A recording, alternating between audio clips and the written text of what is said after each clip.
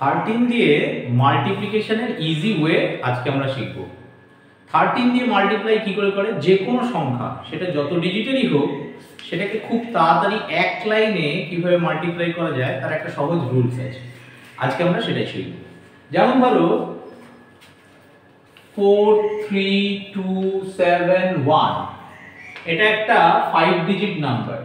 এটাকে যদি আমরা 13 দিয়ে মাল্টিপ্লাই করি তাহলে এক লাইনে আমরা এটা অ্যানসারটা কিভাবে লিখব, ঠিক যেভাবে আমরা আগের ভিডিওতে দেখেছি 12 দিয়ে মাল্টিপ্লাই একটা সহজ উপায় আছে, ঠিক সেই প্রসেসটাই আমরা এখানে অ্যাপ্লাই করব।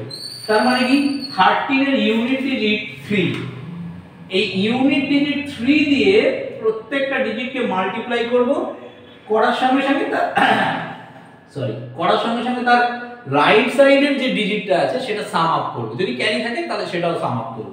এই প্রসেসটা সাইমালটেনিয়াস এগিয়ে গেলেই এক লাইনে আমরা এটা করতে পারবো। যেমন 3 1 যা 3, 3 7 যা 21 আর রাইট সাইড 1, তাহলে 22 এর 2 ক্যারি হলো 2, 3 2 যা 6 আর 2 8, 7 15 এর 5 ক্যারি 1, 3 3 যা 9 10 12 এর 2 ক্যারি 1, 3 4 যা 12 আর 4 12 আর 4 16 এর 6 ক্যারি 1, তাহলে 1 আর 4 এই ডিজিটটা হবে 5। তাহলে আমি কি করলাম, সাইমালটেনিয়াস মাল্টিপ্লাই করলাম, 3 1 যা 3 বসিয়ে দিলাম, কারণ রাইট সাইডে 0 আছে, রাইট এর কিছু নেই মানে রাইট সাইডে 0, 3 7 যা 21 আর 1 22 এর 2 ক্যারি 2 হলো, 3 2 যা 6 2 8 7 15 এর 5 ক্যারি 1, 3 2 যা 6 1 7 8 2 ক্যারি 1, 3 4 যা 12 1 4 16 6 ক্যারি 1, 3 আর 4 আর 1 5। এখানেও আমরা একটা 0 ধরে নিই। এটা হচ্ছে 13 এর এক লাইনে যে কোনো ডিজিটের, এটা 5 ডিজিটের করেছি, তুমি যে কোনো ডিজিটের সেটা 2 ডিজিট 3 ডিজিট 10 ডিজিট যত ছোট বা বড় নাম্বার হোক না কেন মাল্টিপ্লাই আমরা করতে পারবো। তাহলে আরেকটা एग्जांपल দেখা যাক।